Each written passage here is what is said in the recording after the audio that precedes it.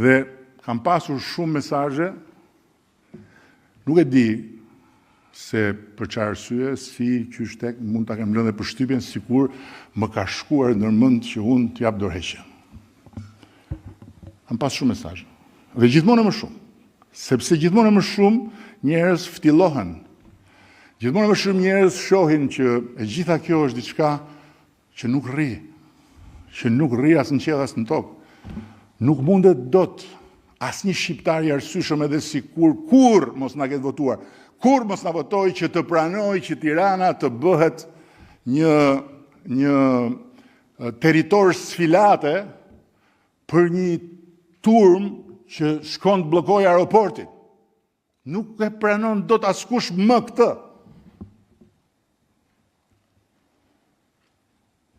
Është e pamundur. Dhe natyrisht tërheqja pak nga pak e atyre që shkuan atje për të dalë në skenë dhe mbetja e një grupi ku ka një përzierje të hatashme. Dhe është një përzierje, siç e thonë këta patriotë digital, mbarkombëtare. Vin njerëz nga Kosova, vin njerëz nga Maqedonia, vin njerëz nga territore të tjera për të shpëtuar Shqipërinë në emër të shqiptarëve. Ulërin të mblidhet këtu kombi. Ndërkohë që njerëzit që funksionojnë me arsye, edhe ata të bankave, të mirë paguarit, më të paguarit, me meritën e tyre, e kuptojnë shumë mirë që këtu ka diçka që nuk shkon fare. Dhe si kam dhënë përgjigje kujt, sepse më zhdukur por kur ka momente të tilla, kam shumë kënaqësi të kujtoj një hollësi tek Homeri. Kur Odiseu afrohet pranë sirenave dhe refuzon që të mos i dëgjojë. Përkundrazi, ai insiston që t'i dëgjojë. Sepse vetëm ai që i dëgjon kupton se sa i madh është tundimi në një mënyrë ose në tjetër. Por ai bën dhe një gjë tjetër. Lidhet shumë fort mbas direkut të anijes, jo se s'ka besim tek vetja, por sepse ai nuk e negocion destinacionin. Dhe atë që vetja në një dekik të vetme mund t'ja bëj duke e hedhur në ujë pas sirenave, ai e ndalon me litarët që lidh veten tek direku. Sepse ai e di që çdo gjë mund ndodh, por qëllimi është çka e ka çuar deri aty dhe çka e çon deri në fund. Dhe unë mendoj që kjo e Odiseut është metafora më e zakonshme e leadershipit dhe e qeverisjes. Një qeveri nuk ka drejt mbyll veshët. Përkundrazi, një qeveri duhet dëgjoj. Një qeveri duhet ta dëgjoj dhe patjetër një grup parlamentar, flas për një grup qeverisës, duhet ta dëgjoj edhe gjithçka që thuhet në atë sheshin e xhirimeve për algoritmin. Dhe nga diskutimet e para është shumë e qartë që janë dëgjuar. Duhet dëgjoj kritikën, edhe zemërimin. Nuk është e mundur që një qeveri ta skualifikoj duke ja hedhur të gjithë fajin algoritmit. Nuk është ky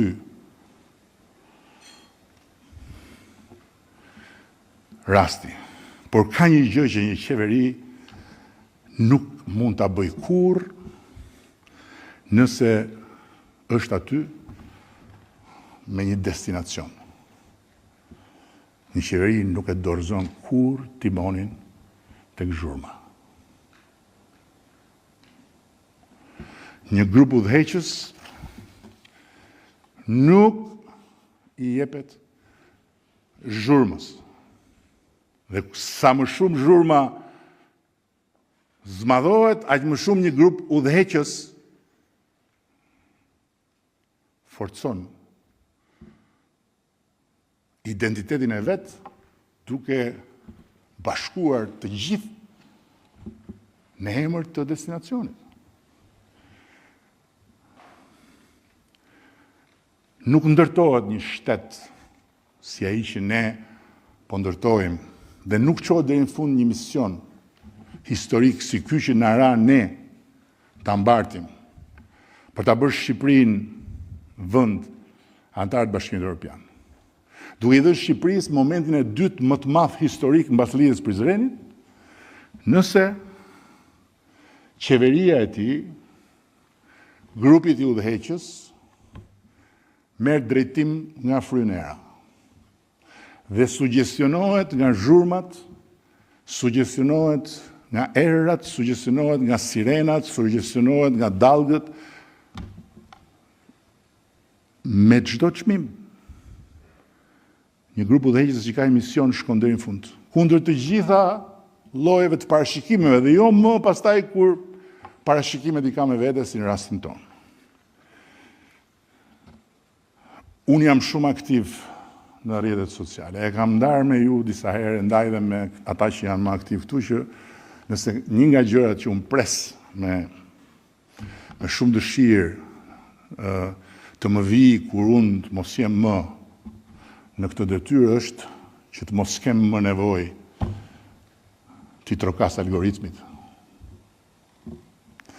Por aba, unë nuk besoj kur që aty tek pasqyra e Facebookut, e Instagramit, dhe tek komente, unë i marr.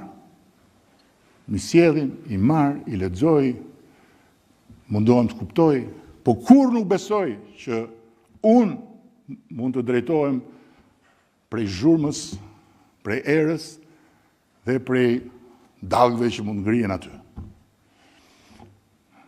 Më kanë sugjeruar më të urtët në kuptimin e mençurisë se unë pse lëri mos fol. Ri dëgjoj se atje si atje, ku atje. Unë mund ndjehem përgjegjës për shumë gjëra që duhet të shkojnë më mirë. Po unë dhe ju, Partia Socialiste, të ndjehemi me faj, se vetëm fajtorët nuk flasin. Të ndjehemi me faj, pse mblidhet, jo ajo turm, po pse mblidhet planeti, po të doj, që të na tregoj dhe të na imponohet në pikën që të na detyroj që ne të pranojmë të jemi sklever të algoritmit edhe si forcë politike, kjo nuk është e mundur të ndodhë dhe nuk ka për të ndodhur sepse kjo është tradhtia e vërtet nëse mund të flasim për tradhti këtu në të mes. Prandaj unë besoj tek politika që zgjohet, jeton dhe shkon të flej me njerëzit real, jo me profilet falso të ballibullistave. Ballibullistat kanë sasinë më të madhe të profileve falso dhe të ndjekësve të blerë dhe ju duhet, ndërsa në të gjithë ndjekësit e faqes time nuk mund të gjendet dot një i blerë. Një i vetëm i blerë. Blien ndjekësit.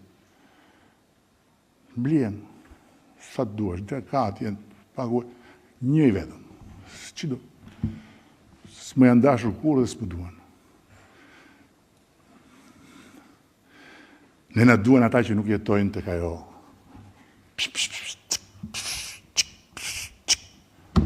Na duan ata që nuk maten me sa ndjekës ka. Ata janë forca jonë. Ata që bëjnë që Shqipëria sot të ketë parametrat më të mirë që ka pasur ndonjëherë në çdo aspekt. Jo më të mirë dhe mundshëm, po më të mirë që ka pasur ndonjëherë. Ata që bëjnë që Shqipëria sot të jetë një vend ku këtë vit bizneset e vogla të hapura deri tani që flasim janë numri më i madh i bizneseve të reja të krijuara në të njëjtën periudhë në vitet më parshme.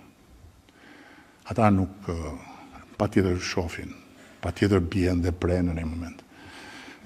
Por ata duan të dinë të tjera gjëra dhe ne mund na bëhen shumë leksione, po të na bëhet neve leksion për pensionet. Të na bëhet neve leksion për universitetet. U ngrit diaspora. U ngrit diaspora. U mblodhen profesorët. Oh.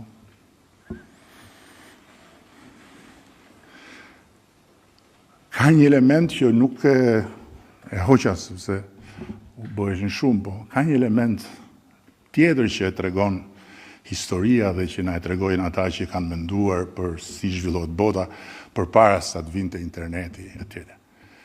Ky element quhet pakënaqësia e pritshmërive.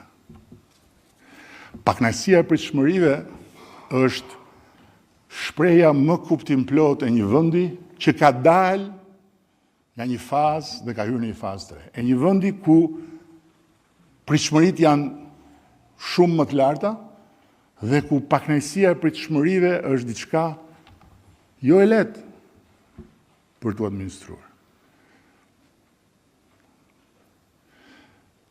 Dhe ajo që na takon është që ne të vazhdojmë. Planet tona janë në tryezë. Unë e di ka edhe intelektual të familjes tonë politike që thonë kjo karta e BE-s është kartë e lodhur. Është edhe një çik si shprehje faktit që edhe Edi Rama sikur nuk ka më atë që e lodhur karta e BE-s, duhet ka diçka që të gjithë këta që kanë studiuar kartat e mia me kaq pasion i keni atje te sheshi Xhirimit.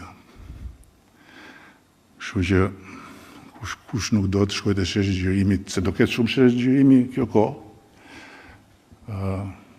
Të ri këtu në Partinë Socialiste dhe të shikoj mirë që unë nuk kam kartat mia. Karta e BE-s është karta e historisë së Shqipërisë. Dhe karta e BE-s ka brenda të gjitha gjërat për cilat flasin dhe ata që janë aty në protest për arsye gjenuine, që ishin, s'ka më aty për arsye gjenuine. Ata që ishin për arsye gjenuine nuk janë më aty. Dhe ne nuk jemi këtu për të fituar numrin e klikimeve të ditës. Ne jemi këtu për të fituar Shqipërinë 2030 në Bashkimin Evropian. Është edhe një thirrje për një marrëveshje të re, për një Shqipëri të re. Dhe kam parë që ka edhe shpirtrat humbur këtu që në familjen tonë politike që duan një Shqipëri të re. Fair enough. Mezi pres që të na sjellin draftin në Shqipërisë së re, të shkruar. Dhe patjetër jemi gati të bëjmë një marrëveshje të re për një Shqipëri të re. Po kam frikë se drafti nuk do vi kurrë. Sepse Shqipëria e re është njësoj si të gjitha siluetat e flamingove, njërën prej cilave mbante Fatos Lubonja. Fatos i poshtë, flamingo lartë edhe Shqipëria e re. do kritikohemi, do sulmohemi, por ne kemi detyrimin mos zgjedhim rrugën më të lehtë, mos zgjedhim rrugën e zgjidhjeve të hëpërhëshme që na lehtësojnë nga një presion, mos zgjedhim kur të jemi popullor në një moment kur duhet jemi të përgjegjshëm, sepse unë të paktën ka shumë kohë që nuk ndihemi zgjedhur për të qenë i pëlqyer. Më ka hikur ajo dëshira për të qenë i pëlqyer, që Zherioni se e di, më ka njohur në atë kohë. Edhe kopertinën e Zërit Popullit, kur unë u zgjodha, e bëri me një kujdes të veçantë që unë të ndjesha i pëlqyer, vuri një portret shumë larg realitetit. Po nuk jemi këtu për të qenë pëlqyer, jemi për të qenë dobishëm. Dhe këtu ka një ndryshim shumë të madh midis qenit i pëlqyer dhe qenit i dobishëm. Sa janë të pëlqyer sot në rrjetet sociale dhe janë krejt të padobishëm, kur mos u bëfshim si ta.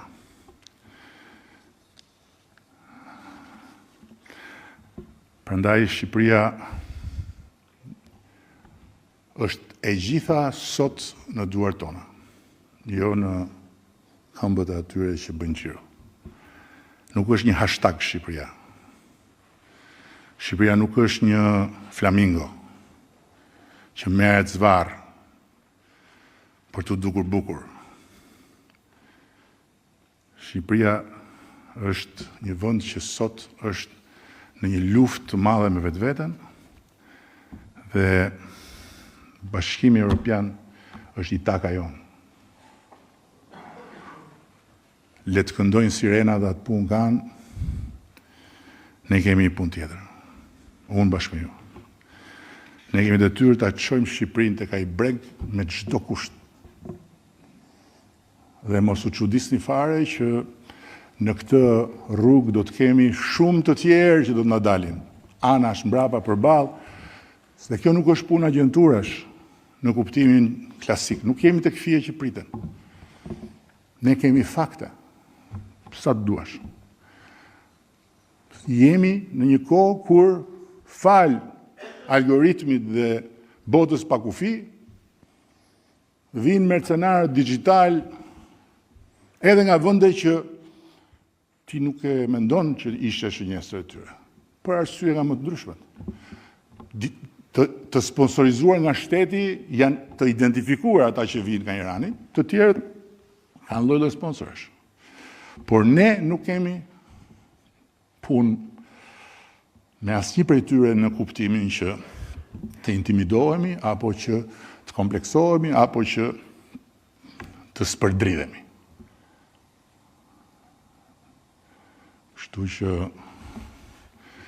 kjo është rruga më e vështirë, dhe pse është rruga më e vështirë, është rruga ime, e juaja, e jona, e Partisë Socialiste të Shqipërisë.